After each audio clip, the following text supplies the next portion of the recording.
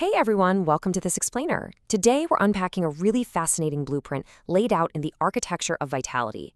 We're going to be looking at how to completely shift from that drained, exhausted state so many of us feel to a truly intentional lifestyle.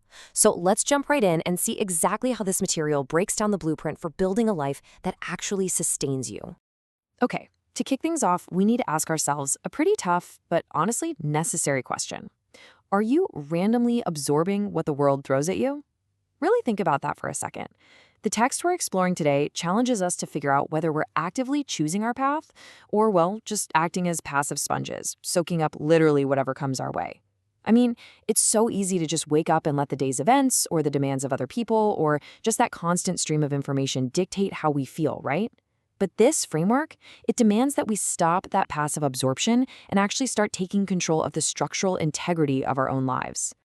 So, let's start with Section 1, the energy exchange.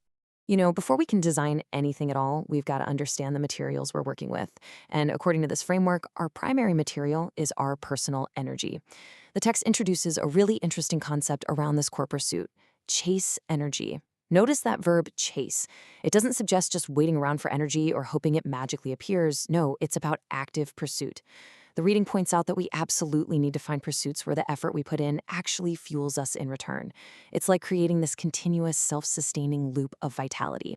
And this brings us to a real reality check. The source material forces us to audit our lives by drawing a hard, clear line between energy givers and energy takers. So we just talked about the pursuit of energy, right? Well, the text equally demands that we actively avoid the things and, let's be honest, the people who just suck that energy right out of us. This is really where the rubber meets the road. It isn't just about adding all these good things to your life. It's about having the critical discipline to spot the leaks in your foundation and literally stop spending time with those energy takers. By recognizing this exchange, you protect your vitality and ensure you actually have the resources you need to build the life you want.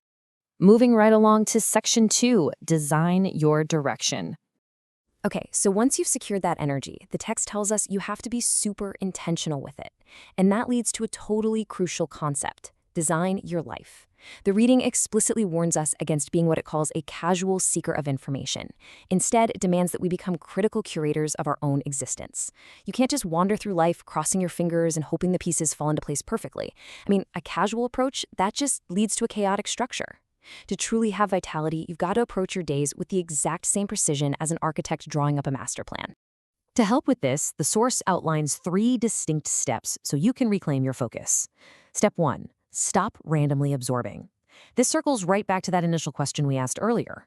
You just have to close the floodgates and stop letting every single piece of external noise in. Step 2, be critical about what you hear and see. Think of this as your personal filter. You have to actively evaluate the information and the influences you're allowing into your mind. Are they building you up, or are they tearing your structure down? And finally, step 3, have an agenda for yourself and a clear direction. This is where you establish your intent. Because look, if you don't have your own agenda, you're inevitably going to become part of someone else's. This 3-step process is exactly how you transition from being just a passive participant to an active designer. Now let's look at Section 3, joy in the journey. So now that you've established your direction, it is incredibly important to understand where the actual fulfillment lives while you're in this construction phase. I absolutely love this part of the text. It states, and I quote, "Enjoy the process because all the joy is in the journey of pursuing something." This profound statement completely flips our usual perspective upside down.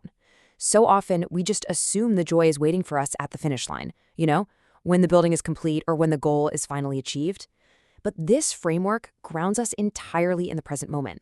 It redefines success by reminding us that the act of pursuit itself, chasing that energy, doing the critical designing, the daily building, that is the true source of our joy. If we're only staring at the destination, we are totally missing out on the vitality that's available to us right now, today, in the work itself. As we wrap up this explainer, I want to leave you with one final audit of your own life to really chew on. Are you casually seeking, or are you critically designing the architecture of your vitality? It's a choice we literally have to make every single morning when we wake up. Are you going to be a passive sponge today, or are you going to be an architect? I really hope this deep dive into these concepts inspires you to step out, filter out those energy takers, and start actively chasing your energy today.